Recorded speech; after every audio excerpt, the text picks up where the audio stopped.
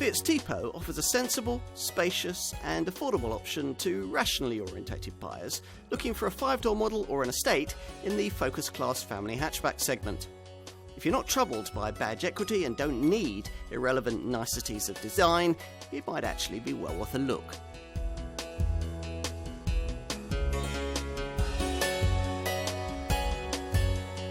It's been a long time since Fiat brought us a class-competitive, focus-sized family hatch or estate contender. Now, to try and put things right, the Italian brand has revised its Tipo badge for this model, a car that aims to offer a segment-leading value proposition in this closely fought sector. You can see why the name's been chosen. Fiat wants to remind us of the last time it competed on equal terms with the industry big hitters in this class. That was with the first generation Tipo model of 1988, a design that was decorated with the European Car of the Year award in 1989, and which is still fondly remembered by some loyal buyers. Now, Turin hasn't provided these people with much to cheer about in this segment since then. 2 generations of Bravo, separated by the equally forgettable Stilo. In fact, it almost seemed as if the Italians had given up in this sector. Now, that is not the case, though if you're expecting that from this point we're going to go on to tell you that Fiat's marshalled all its firepower into creating a definitively dynamic Golf or Astra rival, then you might need to manage your expectations a little. This car comes instead from a project that the Italian conglomerate has jointly funded with the Tofas manufacturing firm from Turkey to create a simply structured and low-cost family model for developing markets in the Middle East and Africa. Selected European countries get it too, as being one of them. That doesn't mean that this can't be a very credible contender in the C segment, though. After all, it shares the same engine wear and high-strength modular steel platform that already feature in highly regarded FCA Group products like the Jeep Renegade and the Fiat 500L. And you get the same kind of infotainment technology too. Yet the simple structure and the low-cost manufacturing concept mean that Fiat can sell you a Tipo for thousands less than most competing brands will charge for a car in this class. And there's the choice of this smart station wagon estate or a more conventional 5-door hatch body style. It sounds pretty promising, doesn't it? Well, let's put this car to the test.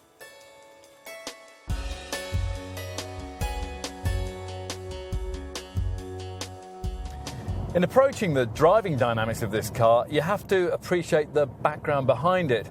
Now, unlike most of its competitors, Fiat wasn't trying to produce a Golf or a Focus, or even a Peugeot 308 or a Renault Megane. Here, instead, is a car designed primarily around the needs of buyers in developing nations who simply want to get comfortably from A to B. So, there's no trick suspension for fancy ride quality, no torque vectoring for classy cornering, and no ridiculously powerful engine options that hardly anyone will buy.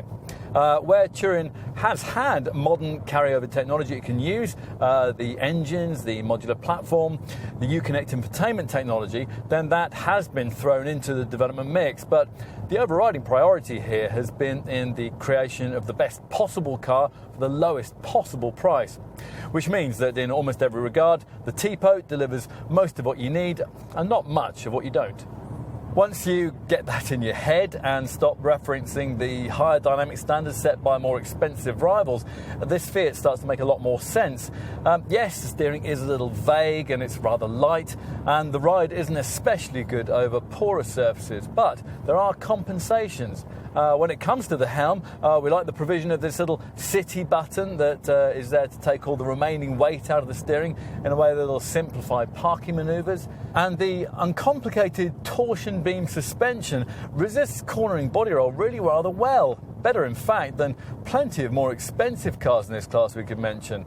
Now this, together with plenty of grip and traction, means that even when it's being pushed quite hard, the car maintains its composure through the corners.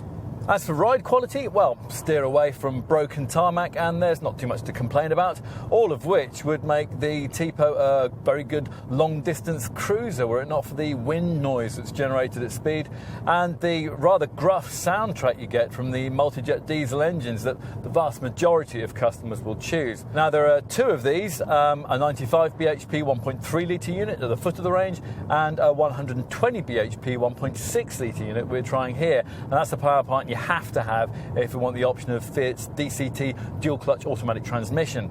We can't help thinking that the feebler option will be quite sufficient for the needs of most Tipo buyers, with just enough torque, 200 newton meters, to ensure that you don't have to stir around the rather rubbery feeling gear shift lever too much. 62 miles an hour from rest occupies 12 seconds en route to 112 miles an hour top speed.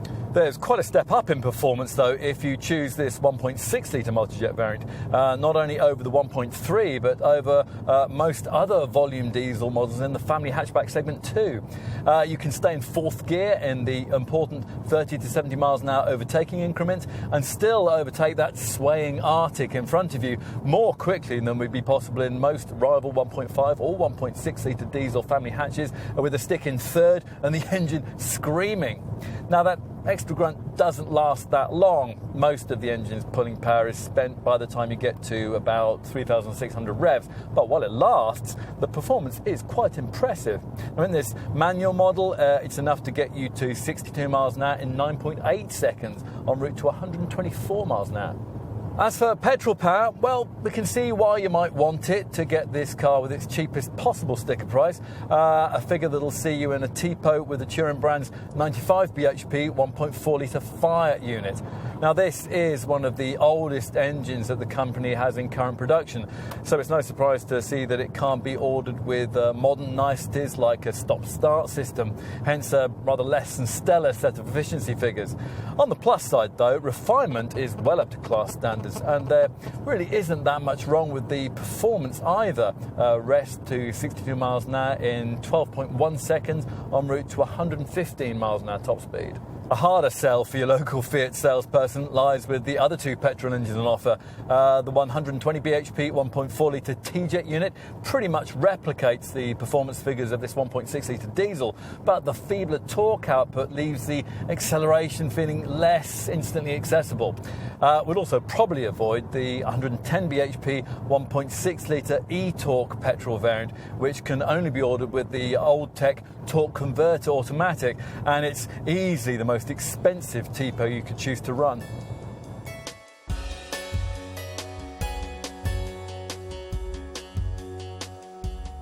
Where the original Tipo was all sharp edges and boxy styling, this modern interpretation of that model line is content to make a more subtle statement.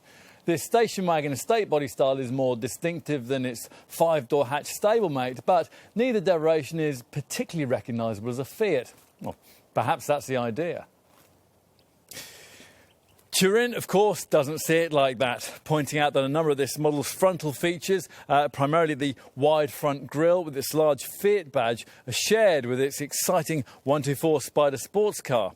The narrow headlamps also reference that model, and they come embellished on plusher variants with LED daytime running lights. Lower down are further vents that come highlighted with chrome trim on this top-spec lounge variant. Move around to the side and you get a better perspective of the size of the car. The dimensions leaving it a fraction longer and taller than most of the other contenders in the Focus segment. This station wagon estate is 20 centimetres longer than the hatch, and it comes with these roof rails as standard. In top lounge form, it's fitted out with these smart 17-inch alloy wheels, and all variants get body-coloured bumpers and solidly fashioned chrome door handles that provide an upmarket touch. There's the usual styling crease that flows along the waistline through the door handles to give the flanks some shape, and this estate variant's roofline falls away at the rear to create the kind of look that station wagon buyers in this segment tend to want. Now, at the rear, the tailgate angle is rather more upright than that tapering roofline would lead you to expect, practicality obviously being paramount. An integrated spoiler wraps around the glasswork, while these rear lamps curve in from the sides into a boot panel that's dominated by this large Fiat badge. Of course, as usual, what's more important is the stuff that you can't see. Now, under the skin lies the so-called small wide LWB version of the modular platform that Fiat's co-developed with General Motors for its family cars. Underpinnings that are shared most closely in the form they're used here by FCA Group products like the Jeep Renegade and the Fiat 500L.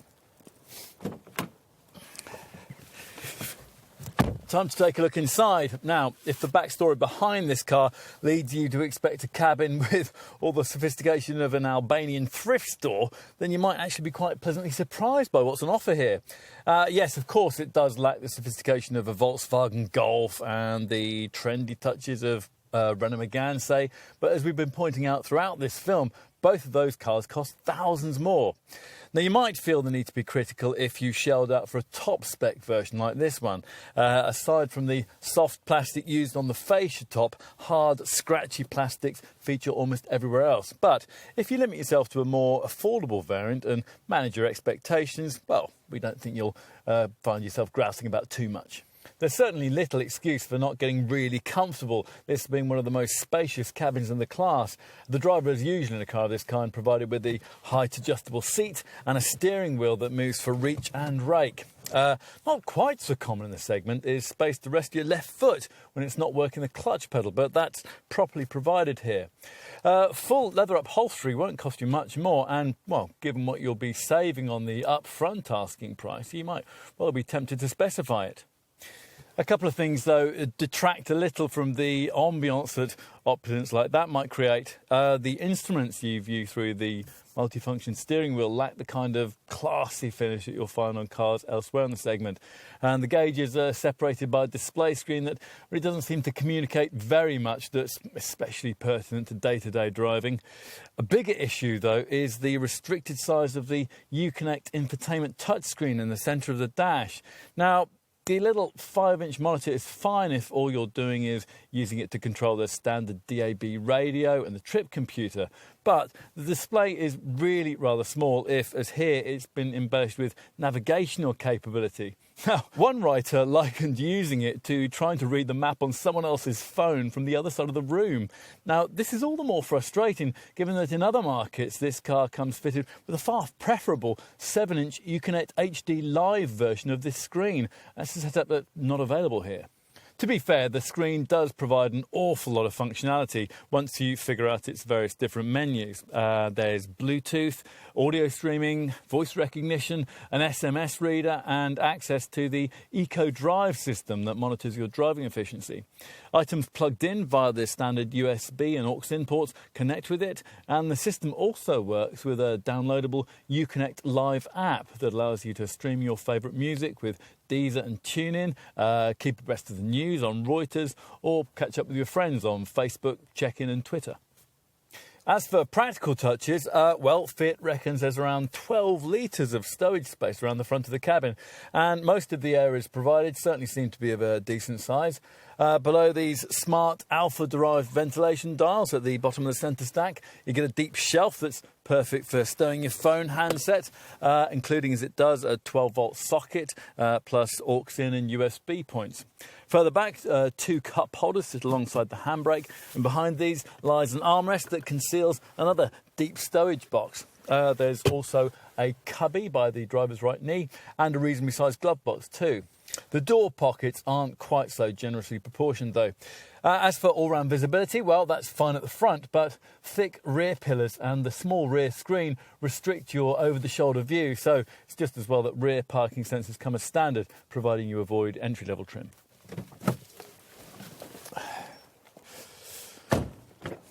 Time to take a seat in the back. The rear compartment accessible via these wide opening doors that make it easy to lean in with things like child seats.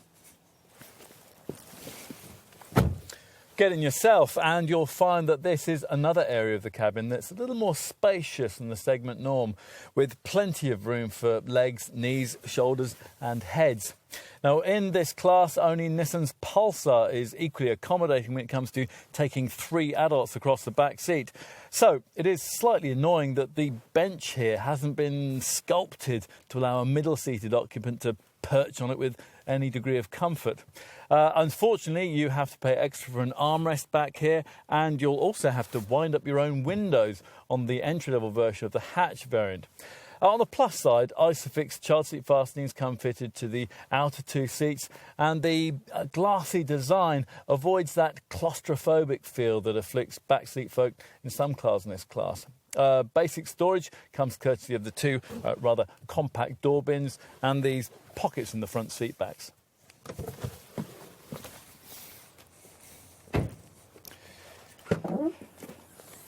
So, finally, let's take a look at the boot space on offer. And this is another area where the Tipo enjoys an advantage over most of its competitors.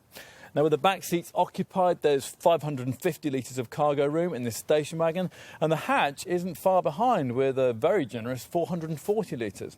To give you some perspective on that, a Volkswagen Golf hatch offers 380 litres, while a Ford Focus hatch weighs in with only 316 litres.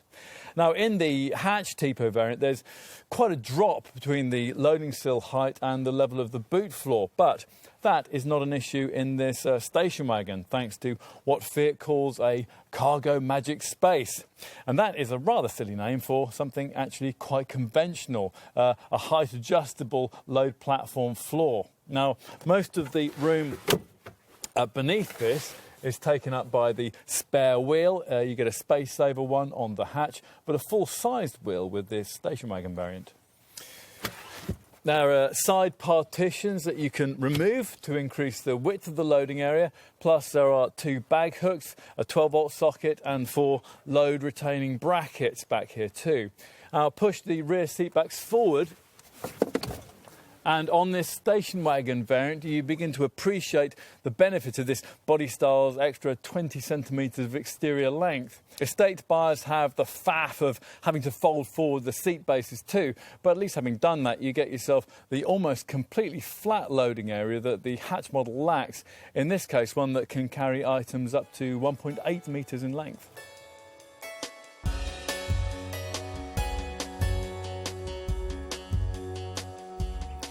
The Tipo, we're told by Fiat, offers you more car for less money. Does it?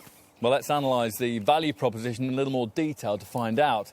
The prices of this car sit in the £13,000 to £20,000 bracket, and there are two body styles, a 5-door hatch, and for a £1,000 premium, this station wagon estate. Now, in our market, we don't get the 4-door saloon variant that's offered elsewhere in Europe.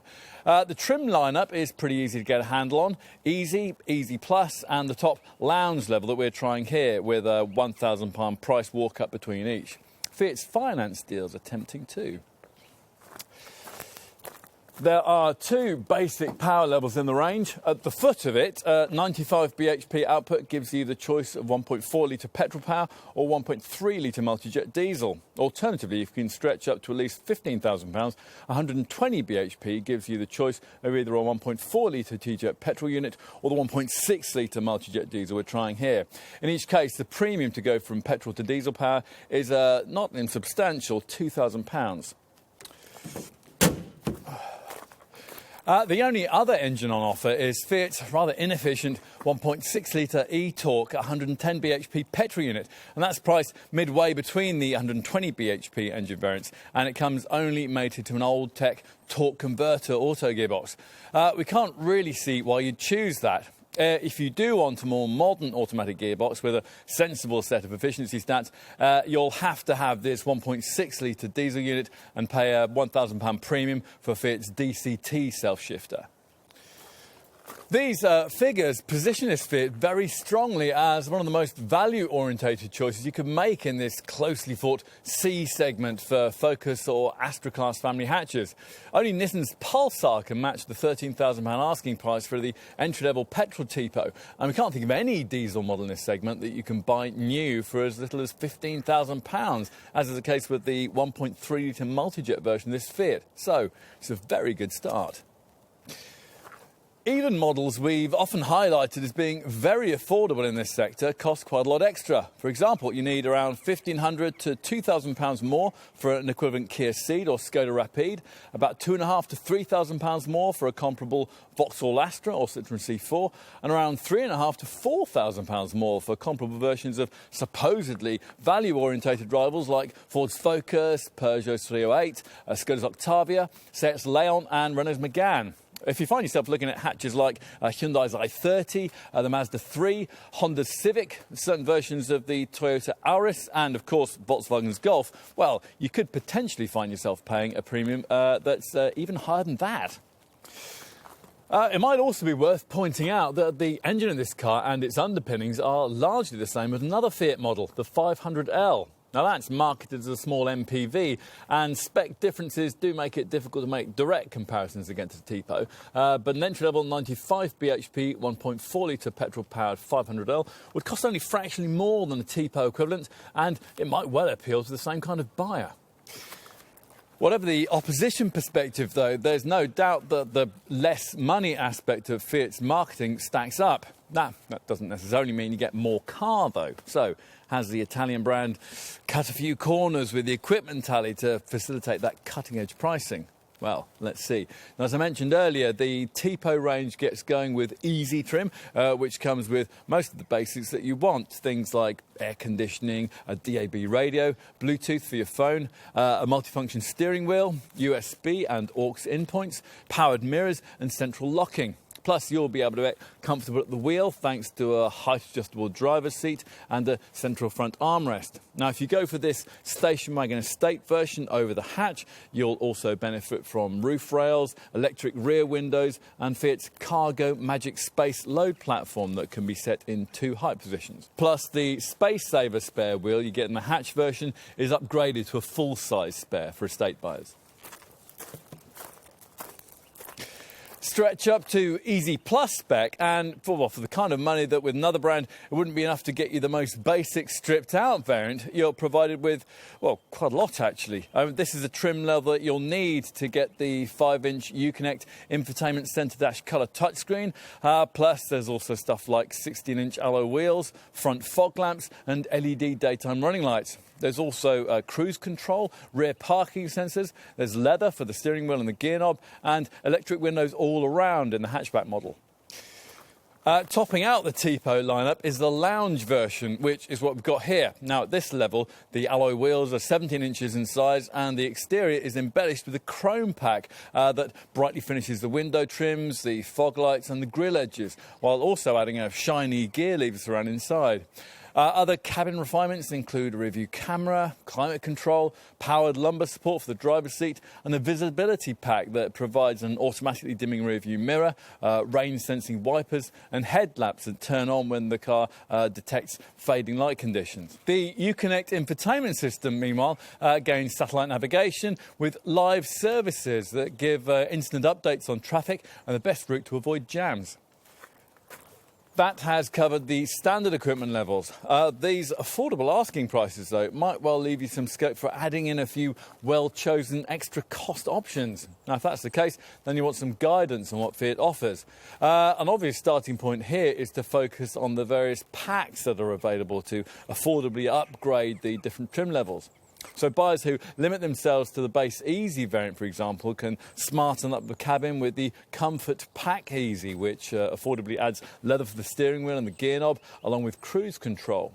Now, additionally, with base trim, you might also want to add in 16-inch alloy wheels, front fog lights, rear parking sensors and electric windows for back seat folk.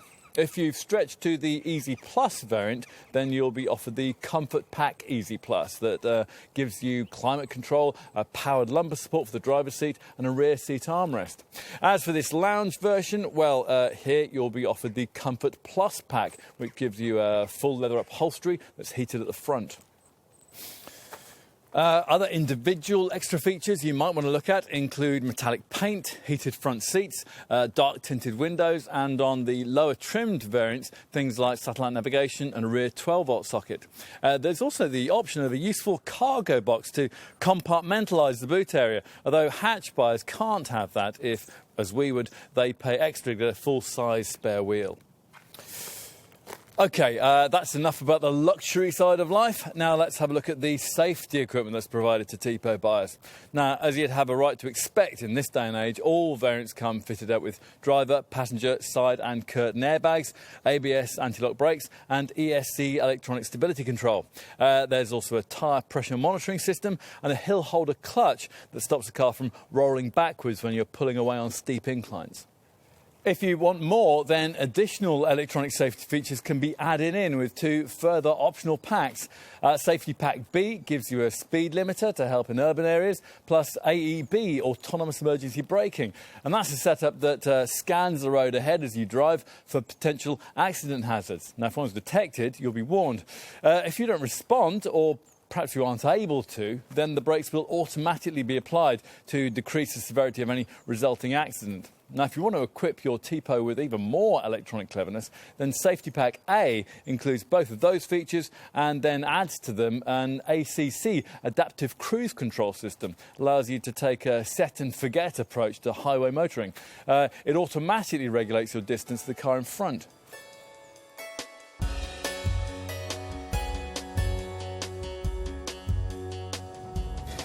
Fiat doesn't pretend this Tipo to be a cutting-edge design, so you wouldn't expect it to feature a cutting-edge set of efficiency figures.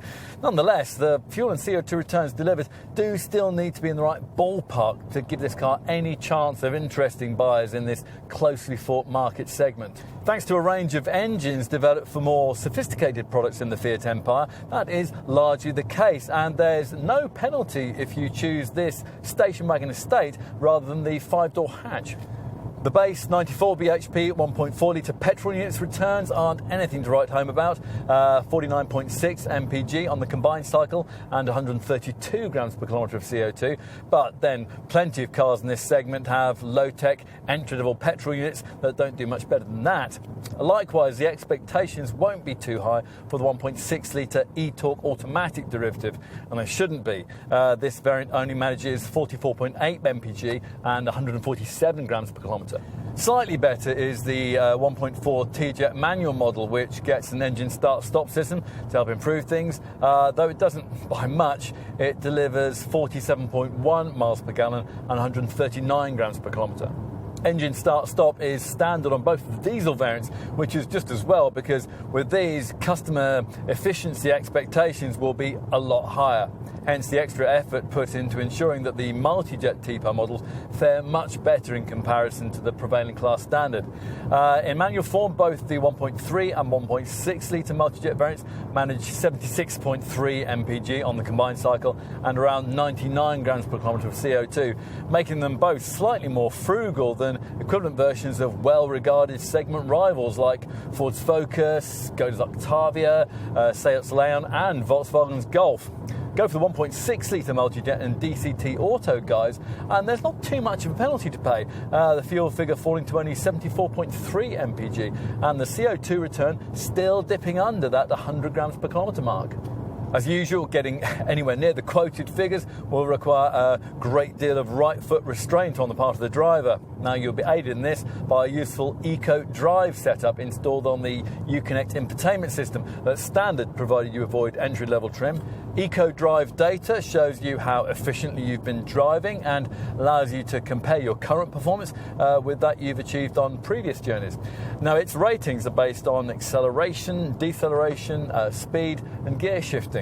Used properly, Fiat reckons that using Eco Drive proactively could improve this Tipo's efficiency returns by up to 16%, although it's difficult to understand how they could have accurately arrived at that figure. There's also the opportunity to share your eco-driving performance figures on the Uconnect website, so you can see how you stack up against other Tipo drivers. If you do buy this car, and you actually do that though, I'd really suggest you need to get out a bit more. What else? Well, every model in the range is covered by a 3-year unlimited mileage warranty, and there's 36 months of breakdown cover included as well. Should you have a problem on a journey, you can use the Uconnect infotainment system to contact roadside assistance, and the same setup can also be used to book routine services that'll come up every 18,000 miles or every 12 months, depending on which of those comes around soonest. Now, that servicing shouldn't be too costly either, as Fiat parts are relatively relatively cheap. The brand also offers fixed price service plans that take care of all the service charges, including labour and replacement fluids. Now you can pick from durations that span from 1 to 5 years with corresponding mileages from 9 to 45,000 miles. You won't be expecting too much when it comes to residual values, but actually they're not far off those of mainstream segment rivals like the Ford Focus and the Vauxhall Astra. Now that's helped to keep leasing costs on this car competitive for potential business buyers. To be specific, if you were going to choose the 1.6 litre multi-jet diesel variant we're trying here and run it for 3 years or 30,000 miles, that's the typical duration of a leasing deal, then you could expect to see around 40% of your original purchase price back, which isn't too bad at all. Bear in mind though that with other Tipo models they're not likely to perform as well as that. The figures with most versions falling to around 36%, while the 1.4 litre petrol T-Jet derivative manages only 32%. Fortunately for Fiat, that latter variant will be ignored by most buyers. The other expense you'll need to factor in is, of course, insurance. Here, the Tipo's keen pricing helps each version sit in a lower group than most rivals, and the ratings won't be affected by a choice of body style. So in the petrol range, the entry-level 1.4 model ranks in Group 7 or 8, depending on the trim choice, while the Pokia turbocharged 1.4 T-Jet version resides in Group 13, and the 1.6 e-Torque Auto variant is pitched in Group 10. For the diesel engines, the 1.3 litre multi-jet attracts a Group 6 ranking, while the 1.6 litre variants all slot in at Group 16.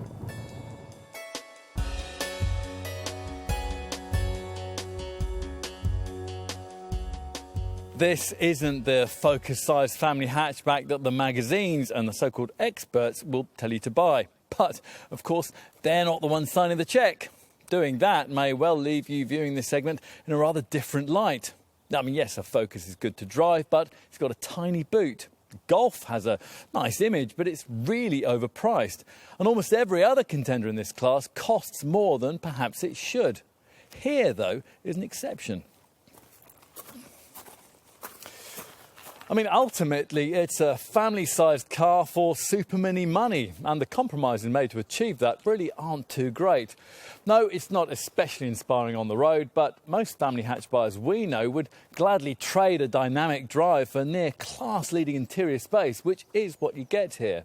The cabin finish requires a pragmatic perspective too, so it's not particularly sophisticated, but it's very well equipped for the money, and for many, that really will be all that matters. The petrol power plants certainly aren't a strong point, but Fiat knows that the vast majority of potential buyers will give those units only a cursory glance on the way to sign up for a diesel. Now focus on those multi-jet motors and the picture does look brighter, with strong levels of efficiency that further help this Tipo's cause. A diesel station wagon like this one, for example, would we think make a strong and value-orientated family choice that would save you thousands over comparable rivals. Now true, refinement could be better, but in most other respects, those with a laid-back driving style might find this Fiat quite a likeable thing with which to rack up the miles. And in summary, well, in some ways this modern Tipo shares much in concept with the 80s original. Like that model, it's a global car built in Turkey. It uses modular front-driven architecture and prioritises plenty of interior space. The difference this time around, though, lies in the simplicity of Fiat's approach, which wouldn't work if this car was priced directly against its main rivals. But that isn't the case. The bottom line here is that if you're looking for the best car in the segment, then this isn't it. If you're looking for the best value choice in the class, though, it might well be.